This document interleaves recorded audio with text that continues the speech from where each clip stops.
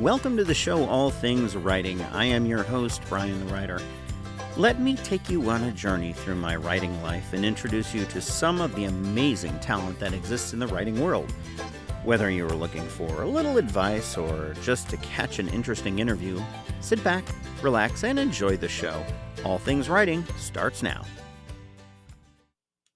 Thank you all for joining me on All Things Writing. I am your host, Brian the Writer. On the YouTube channel, on the great YouTubalizer, the YouTube machine, the YouTube wave. I appreciate you being here. Remember to hit subscribe or like or whatever your pleasure. I love repeat offenders, and today I have a great show for you. I'm having Caroline Ailanthus come on and talk about being a science fiction writer. Not a science fiction in the traditional way, but a science writer who writes fiction, sort of like a fictional history kind of thing. It's going to be a great interview. I'm really psyched to do it. If you have not come on to the YouTube channel, shame on you. You're doing it right now if you're watching the video, but I'm going to share this link around. Share it with your friends. You know, I want to get more people involved. I want questions that I can answer. Feel free to write me questions if you want me to talk about any specific topics. I've been a little slow in producing videos lately. That's mainly because of, by sort of design, January kind of left me with not a lot in the tank. So I needed a little bit of time to sort of reset, but we're coming out of that now. And we're going to have some more 5 Minutes with Brian going up pretty soon. If you haven't hit up my newsletter, by the way, go check out my newsletter, please, and sign up for it. Sign up for my newsletter, and you can find out all the great things I got going on. So I got a new one coming out today. But anyway, so without further ado, ladies and gentlemen, Carolyn, welcome to the show. Thanks. Glad to be here. So, for some people may not have seen the first interview I did with you because they just may not have seen it. So I tell you what, why don't you tell us a little bit about yourself before we go any further? Okay, well, let's see. I like long walks on the beach and men who aren't afraid to cry. And yeah, it's the joke that those of us who are old enough to remember will remember. You young kids are not going to get it. It's from Airplane. Is it? I've seen Airplane twice, but I didn't remember that. That's where we all get the joke from. Yes, I like long walks on the beach because she's the lady who's a stewardess gets on the radio and they said, so tell us about yourself, and she goes, I like long walks on the beach, men who don't cry, Pisces, and it's just, they're like, that's totally not what they meant, but yeah, it's a great movie. It is. So yeah, I live in Maryland. I'm a full-time writer. My novels, of course, and I have some blogs up. I do freelancing. Anybody need an editor? I'm available. It's an important skill to, and I'm always telling my new writer friends, you have to find a good editor. Yes. As a writer, I've learned the value of a good editor. I live with 2 cats and 2 dogs and my husband. And when I'm not writing or taking long walks on the beach or elsewhere, I'm usually making a complete mess of the kitchen. And it says so in my bio thing on the back of it, but it's true. I find it very interesting that when you mentioned who you lived with, you put the cat, the dog, and the husband in that order. Usually I do list the husband first, but no, see what happened was I was going to mention him first, and then I think you said something and I got distracted. So like my inner script continued. So I'd gotten to the dogs and the cats part. I said, oh yeah, I forgot to mention husband. I have to get him in there. He's got to get in there someplace. Yeah. This is his computer I'm using. So yeah, he's very definitely needed. He definitely needs to come first then, because you're borrowing his computer. Yes.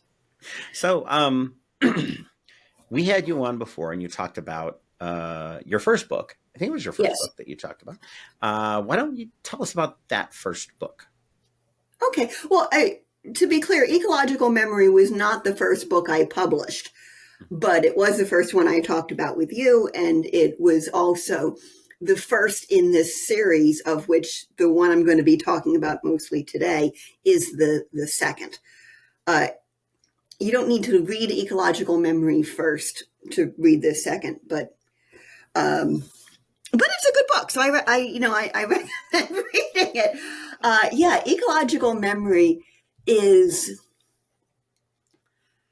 about the aftermath of a pandemic worse than COVID, which it's interesting. I wrote it before COVID happened, so I ended up looking like a prophet or something, which I'm not.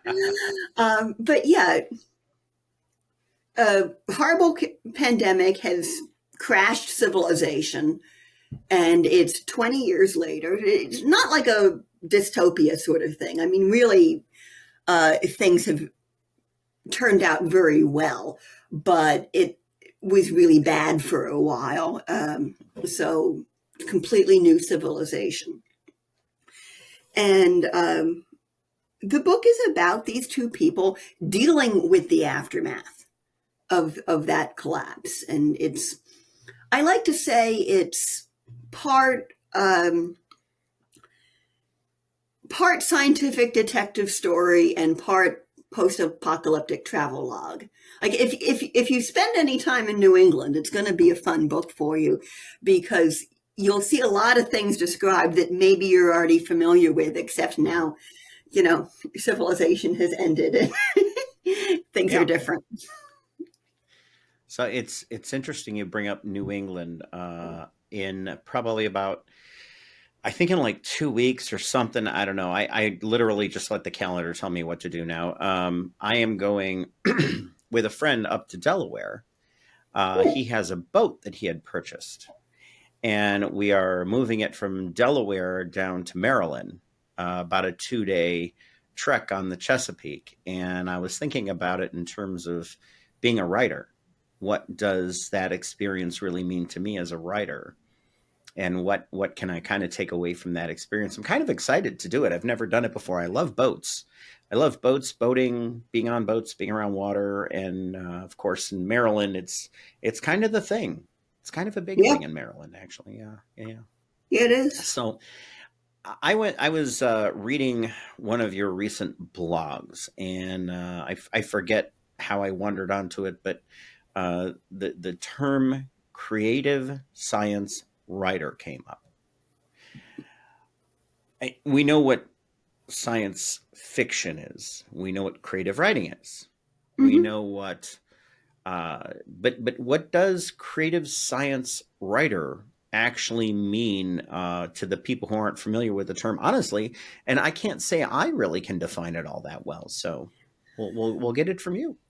Well, honestly, I didn't have a very specific definition in mind. See, the thing is that in publishing, there's this, as I'm sure you know, there's a lot of pressure to brand yourself, to Yeah, find a clearly defined box that you can put yourself in. We all know what a Stephen King novel is, right? So that's his yeah. brand. And, then you've got Danielle Steele, and that's her brand, and Mhm. J.K. Rowling. We know what all of these people do. So what does Caroline Ailanthus do? And I don't fit into anybody's box. It's just ridiculous. I just can't do it.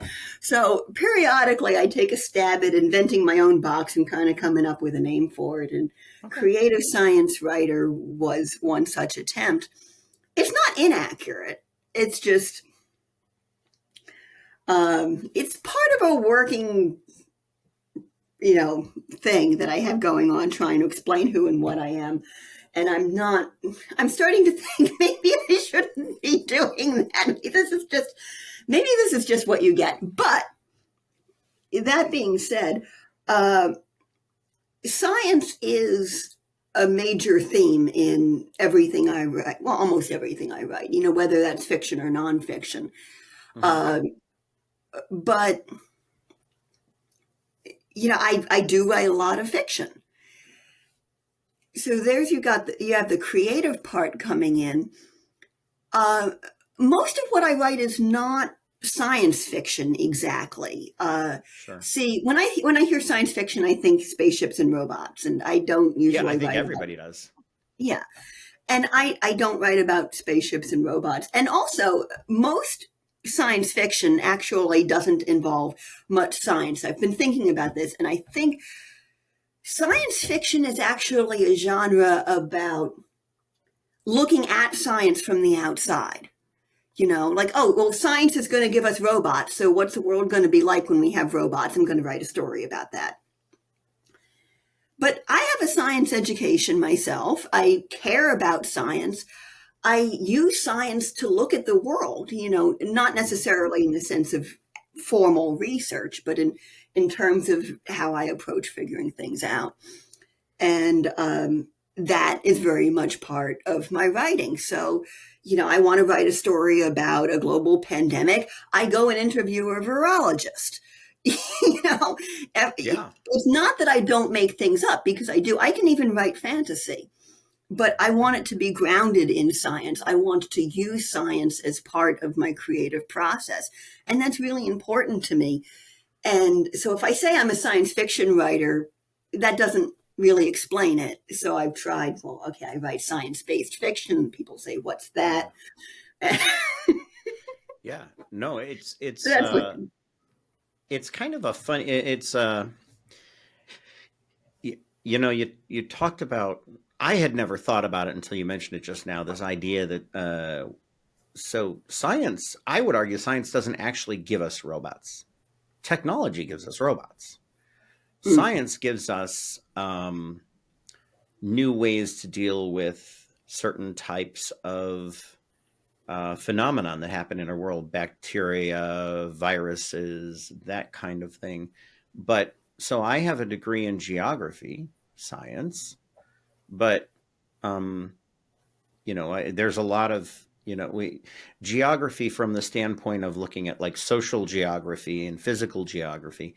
Um, I'm more of a passive observer, and it shows up in my writing as well. Um, so it's I don't know, I think you've given us a lot to unravel here. I know I'm going to be thinking about this idea for kind of like weeks. You know, did, cool. did, have you ever seen? Now this is completely off track, but that's okay. This is all things writing, and we very frequently get off track anyway. Have you ever seen the movie Rubber? No, I haven't. Okay. Um, it's the most ridiculous movie you've ever seen. It is about a sentient tire that decides to start killing people Oh, using psychic ability. ah, Now, the reason I bring this up is because just like your previous statement about like technology and science fiction and that kind of thing, Rubber is one of those things that it gets you thinking about the movie, and you will be thinking about it for weeks. Although at the end of the movie, you'll be sitting there going, why the hell did I watch that? I don't understand what any of that was about, but and then you'll be thinking about it like weeks later, you'll be like, oh my God, that sort of made it's just a weird, it's one of those wow. things that sticks in your head and just sort of bounces around for a while. Anyway, I'm getting completely off track as I do. So Bifurcation Events is the next book, right? Yes. Okay.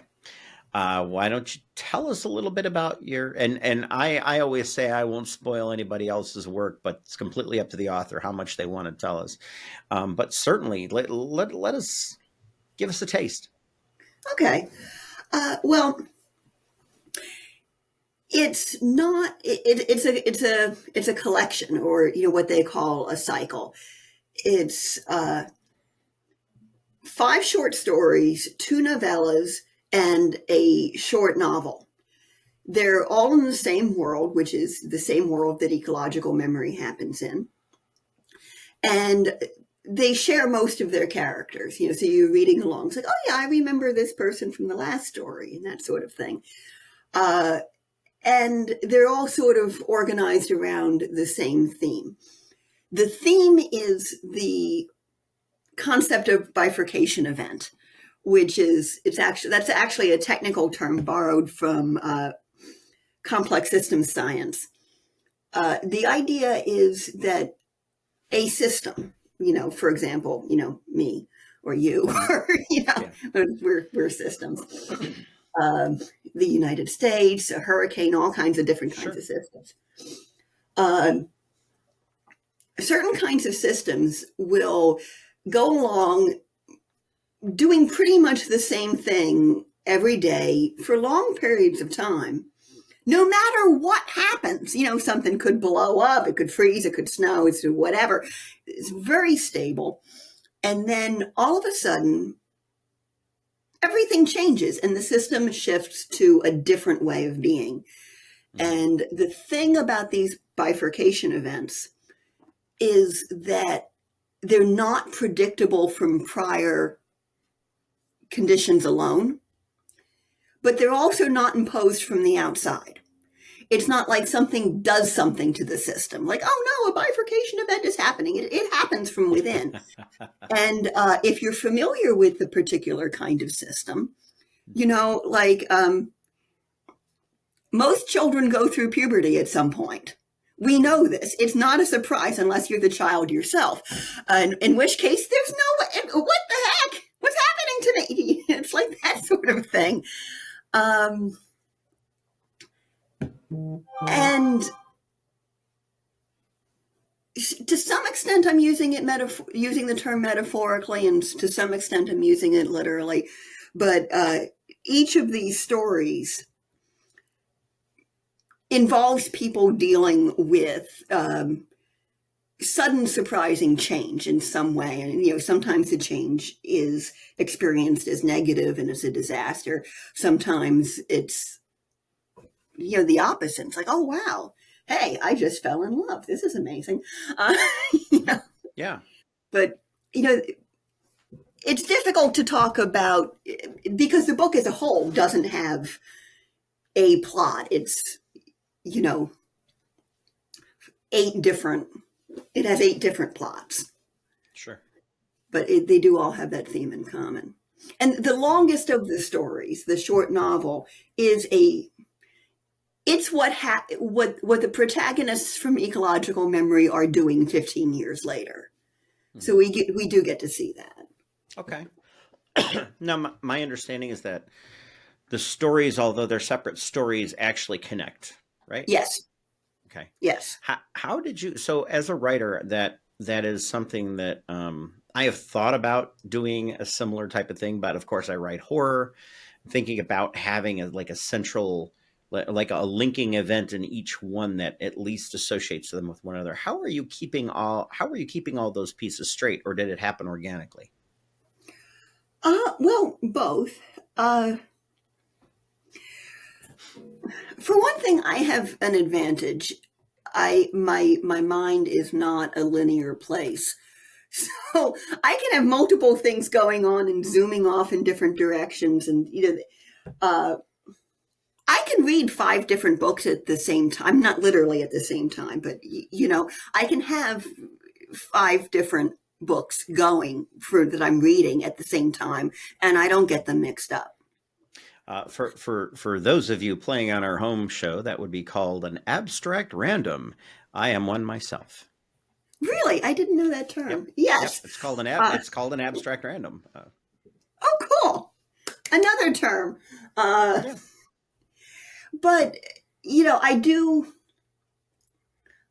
use spreadsheets to keep track of things.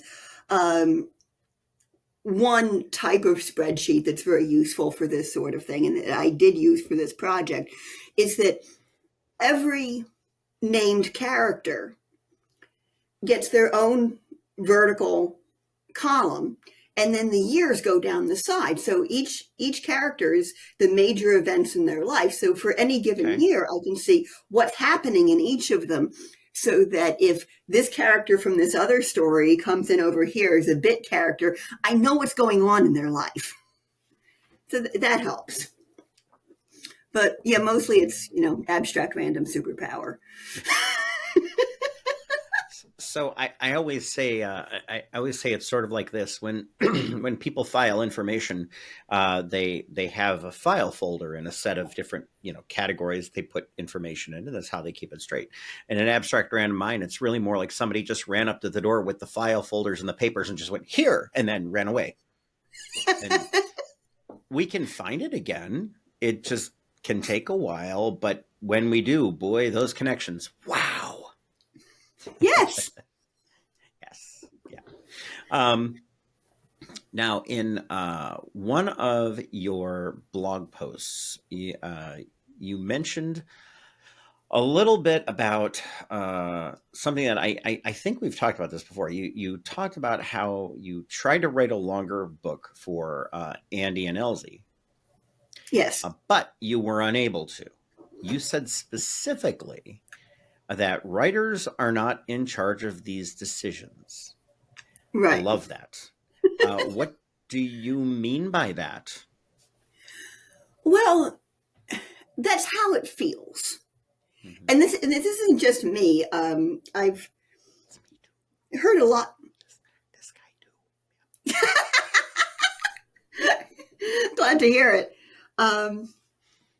Yeah, I've heard a lot of other writers talk about this sort of thing. I've read in about writers I don't know personally expressing this sort of thing, where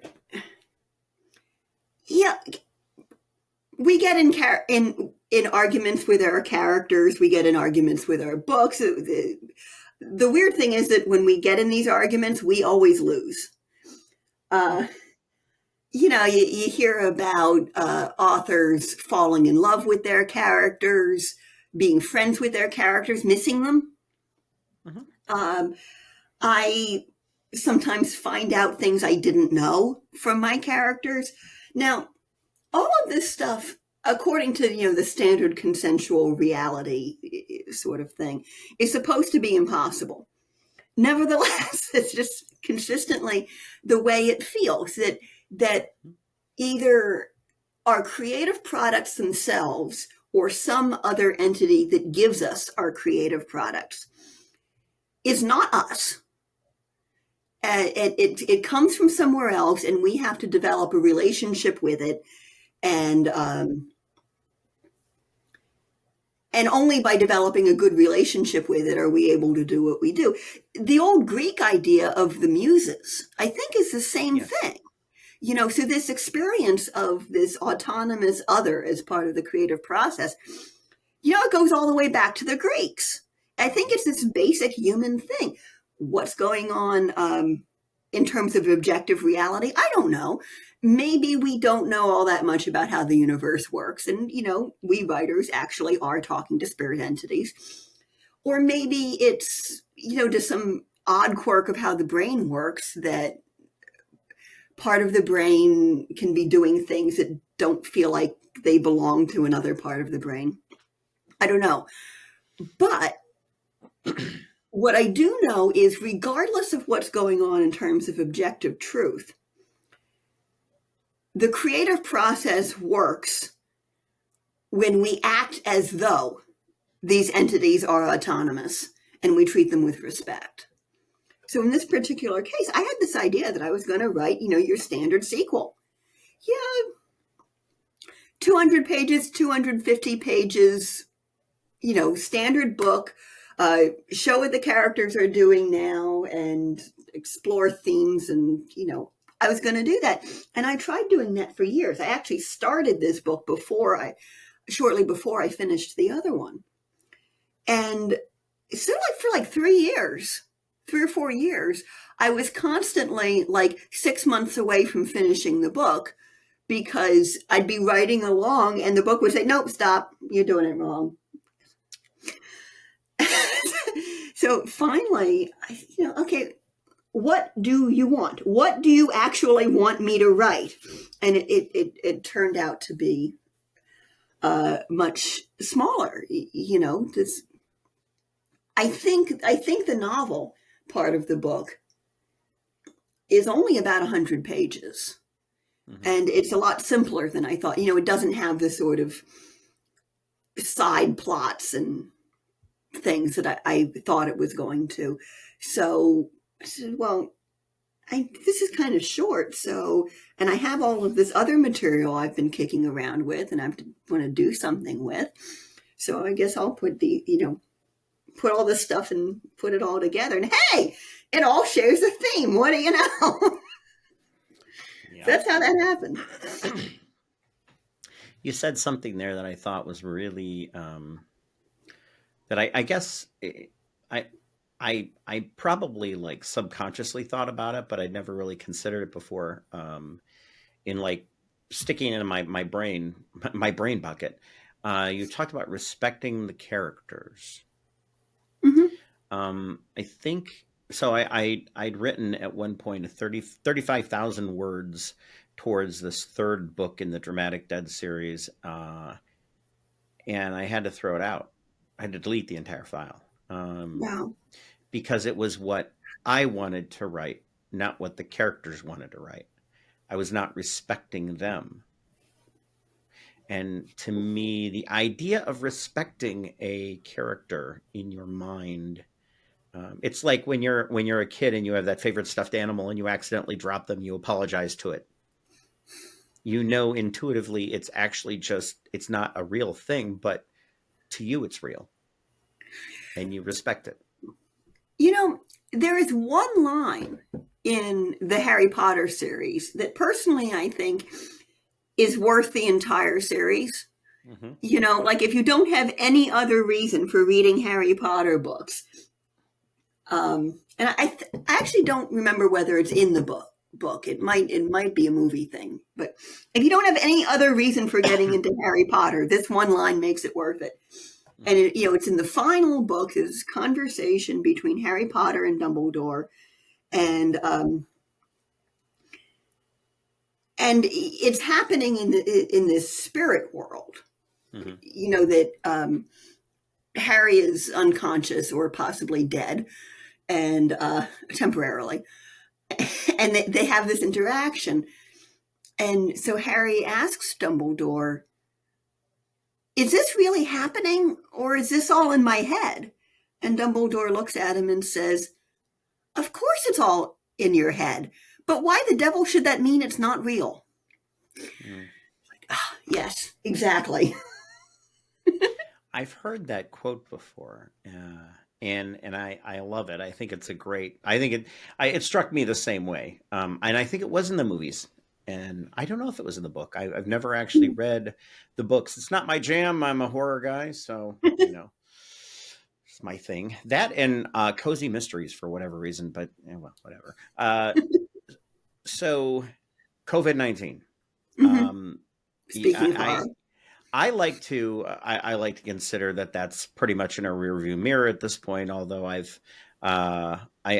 pointed out to my somebody I work with that actually the experience was pretty good in that we learned a lot of things about our agency and our office. But I really hated being home for 254 days. Yes, I kept track like a lunatic.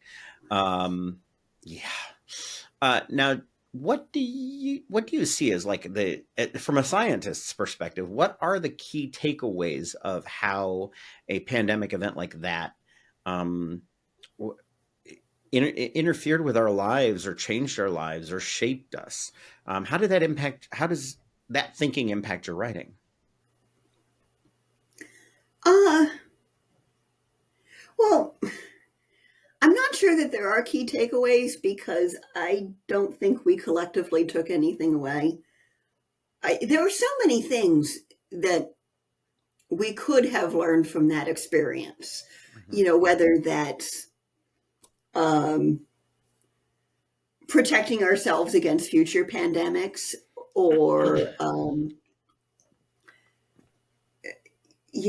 how much better it is to spend a lot of time with our family and friends, cooking instead of running around like crazy people. And,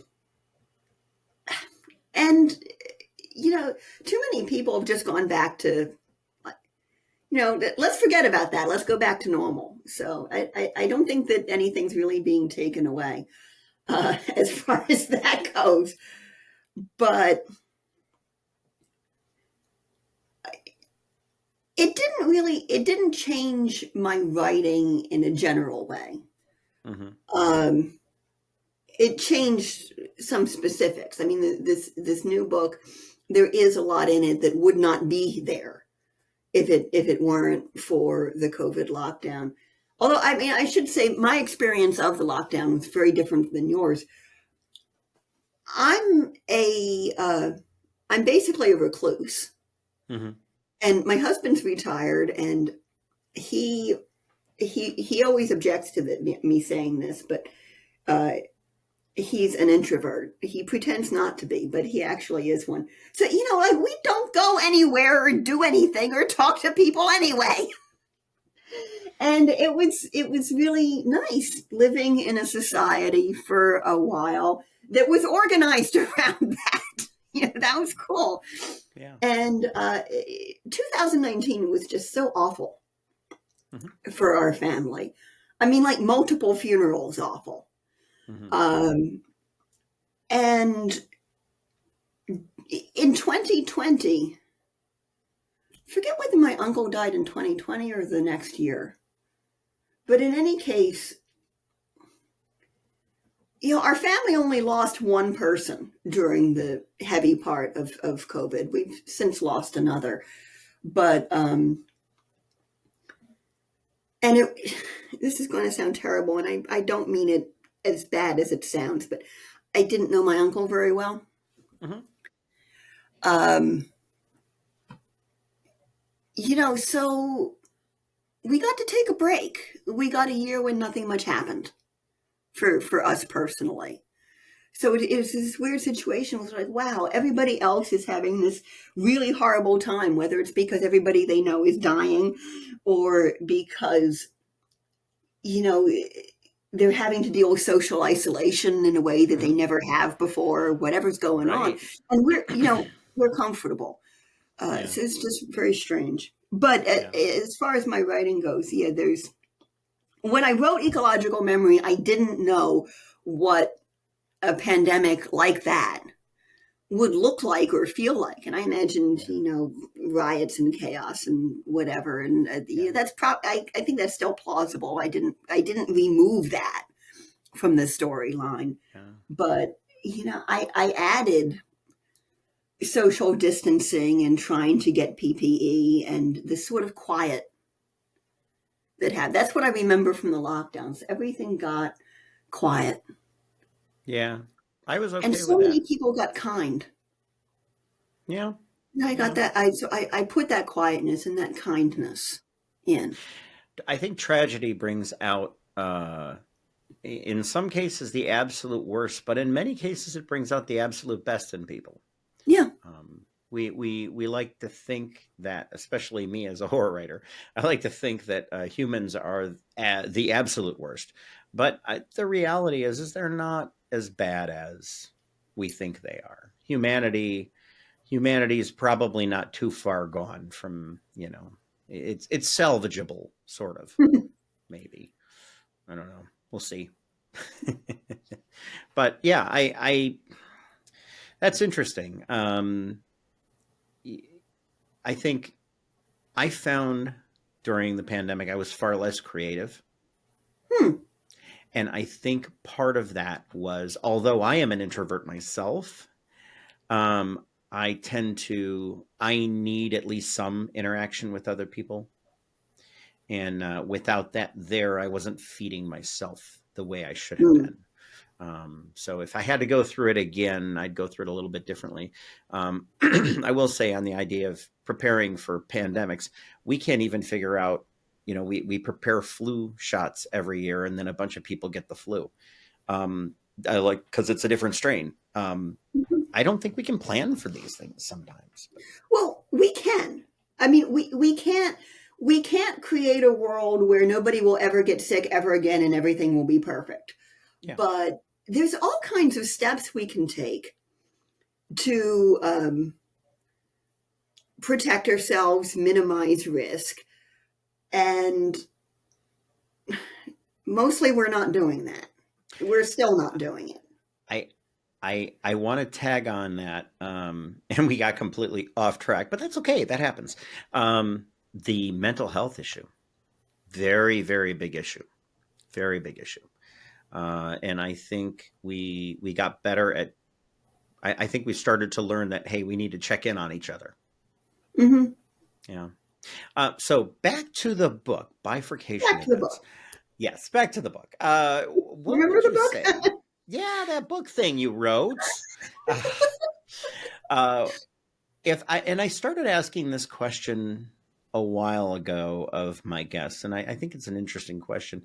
What do you think is really the main point of the book you wrote? What is the overall message that you want to give people? Well, there's a couple of different ways to answer that question. One is, I mean, the point is really just to explore what happens with people when these kinds of events happen. Mm-hmm. You know, what's that like? What's that about? Um, that's not really a message. To the extent to which the book has a message, it's the same one that ecological memory has, and that's that change, even radical change, even change that hurts a lot when it's happening, is not necessarily bad. Yeah, the thing is that our society is unsustainable. That word gets thrown around a lot, and I think a lot of people kind of use sustainability sort of like the word green gets used, you know, and it's, Mm-hmm. oh yeah, this is green, or it's sustainable. It's a particular kind of good. Yeah. Okay, well, that's all well and good, but if you actually look at what it means, sustain, that means to continue. If something's unsustainable, that means it cannot be continued. Our society is unsustainable. That means continuing to do what we have been doing is not an option. It doesn't matter if we don't want to change. We're going to. That's just not negotiable. And I think a lot of people are resisting the changes that we need to make in order to build a society that is sustainable. And a lot of people are resisting it because this is just my guess that they're afraid of it. You know, it's the old sort of joke about, oh yeah, environmentalists want us to freeze to death in the dark. Nobody wants to do that. And no, we don't. That's just, we can build a world that is sustainable and is enjoyable and rich and wonderful. And I'll tell you, the way we end up freezing to death in the dark is if we don't pay attention to the need to change. If we say, okay, this is going to change, and that may involve giving up some things that we like or that we think we need. It may be uncomfortable. But you know what? We're going to be okay. We can be okay. And so I've written 2 books now that are largely set after this massive and, you know, horrifying change. Mm-hmm. And things are okay. They're okay. It's working out. So I really hope that some people take some kind of reassurance from that. I love the idea of, again, you make me think. You've made me think quite a bit today. Now my brain hurts. No, I'm kidding. The idea of a society, our society being non-sustainable. Well, so the geographer in me goes back to my geography files tucked back into my head. Um, the the Holy Roman Empire, not sustainable. Mm-hmm. The Babylonian Empire, not sustainable. Prussian Empire, not sustainable.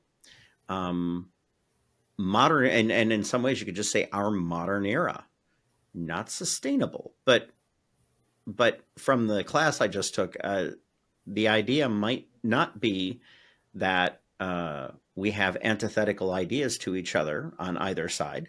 but there is a third option that we need to grow into. We need to identify. Would that be fair to say your book reflects kind of that idea? Well, I don't know how you're framing, what these two ideas and then a third idea that you have in mind are, I, but I'll, probably. I'll clarify. I always like to say there's your point of view, my point of view, and then reality. And the reality always lies somewhere in the middle. Well, no, it doesn't. Uh, I mean, from a practical standpoint, Mm-hmm. when you're talking with somebody who disagrees with you, Mm-hmm. it makes a lot of sense to think, okay, am I wrong? Maybe I'm wrong. Yeah. Okay. Maybe we're both wrong. Maybe we're both a little right. That's pretty much always a good idea. If you go into some Agreed. sort of altercation with "I'm right," and Yeah. that's just not going to work. I'll But always accept the possibility that you are wrong. yes, Yep. but reality doesn't always lie in the middle. Right. Sometimes two people disagree, and one of them is right, or one of them's more right than the other. I mean, that happens. Um, and there's usually more than two people disagreeing. So it's my Yeah. way and your way and his way and her way and their Yeah. way. Yeah. It's getting to that piece. Or Well, dealing with the fact that you don't get to it. I mean that happens too. I've been reading a lot about the Civil War lately. sure. And the degree to which that division in society has never healed Oh, yeah. is just really striking. And what's just as striking as the fact that from 1865 Mm-hmm. to now, Mm-hmm. 2024, uh, the United States of America has functioned as a single country. It hasn't. Oh, I mean, there have been problems. There have been Sure. sometimes severe problems. Mm-hmm. And it's not that we've been getting better and better and better either. I mean, it's been, Yeah. all kinds of stuff. Mm-hmm. But we functioned as a cohesive society and done some arguably really cool things. A lot of people have lived vibrant, happy lives. A Mm-hmm. large number of people have not, but a lot of people have lived vibrant, happy lives. And we've got this sort of cultural chasm under us. So it's kind of miraculous that we've pulled this off as far as we have. One of my geography professors taught basically regions of the U.S., and that's one of Hmm. the things we talked about. She was Southern Georgia, and she always pointed out that that southern pocket of the United States was heavily settled by the Scots and the Irish. Very, very much clan mentality in terms of this is our family, that is your family over there. There's almost an inherent xenophobia that goes into that kind of thinking, and when she brought that up, I'm like, huh, that actually makes sense. But other parts of the United States also have different feelings that are. So you're absolutely right. We function as a society, but in a lot of ways, it doesn't even make sense that we do so. But at the end of the day, we say, yeah, we have our differences, but we're Americans, Yeah. and I think that there's something great and horrible in all of that. And it works on so many levels. There are Mhm. so many things that shouldn't work and don't But work as well as we wish they did, yeah, but they work. And life doesn't stop to solve all the problems. This is hmm something that becomes more and more clear to me as I get older. Life doesn't stop to solve all the problems. All the problems are never going to get solved. You just go on and you deal with it as best as you can. yeah, And a lot of the time it works out somehow. And So there's my way and your way and his way and her way. And there might be some sort of truth in the middle, but you know what? We don't always need to find it. Yeah. No, maybe not. Maybe we just choose to get along with people we disagree with because they're fun people. Yeah. I don't know. It's a different kind of world. I don't know. Well, of course, the most important question I ever ask on any of my shows is, where can we find your works?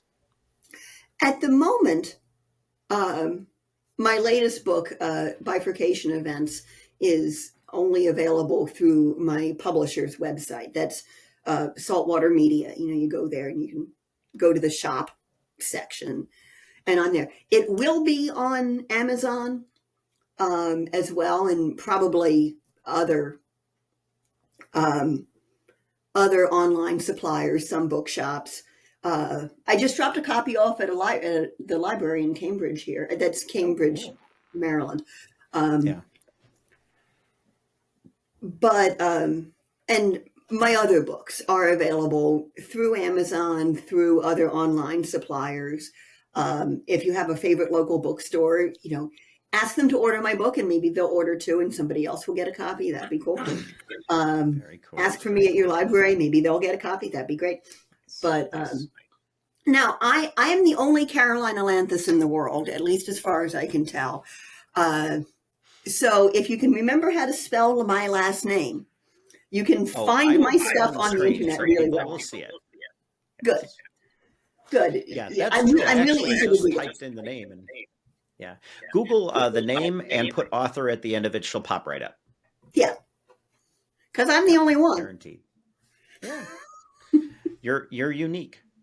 Yes, and that's profoundly amazing. I love that. Everybody's unique, but not everybody has a unique name. I was Some people are more unique than others. People watching, so much fun. Anyway, well, Carolyn, thank you so much for joining us on the show today. I really appreciate it. Thanks for having me. And I will make sure and get the links up, and so people can find you. Again, and next time you have a book coming out, please give me a shout, and I will get you on the show, because it's always fun to talk to you. You always make me think, and hopefully the watchers and listeners are thinking as well, because it sort of challenges our ideas a little bit about what we think of this dystopian world. It may be change can be bad, but change can be good too. Yeah. And to you, my amazing listeners, I thank you so much for checking in with us today. I hope you really, really enjoyed this interview with Caroline. I know we kind of went everywhere, right? I mean, that's the way we do all things writing. We talk with writers and we explore ideas and thoughts, and all kinds of creative stuff goes on. It's fantastic. Remember to hit that subscribe button. It's important. Hitting that subscribe button means that we get more followers. With more followers, we get more of all the goodness that makes the show go round. Also, I've got more 5 Minutes with Brian coming up here very, very soon. I'm going to do some fun things. I'm going to talk about different authors I like throughout time, though, and why they're kind of cool, but all kinds of cool stuff going. But again, on behalf of myself, Brian, and my wonderful guest, Caroline, I want to thank you very much for watching this show. This is All Things Writing, signing off.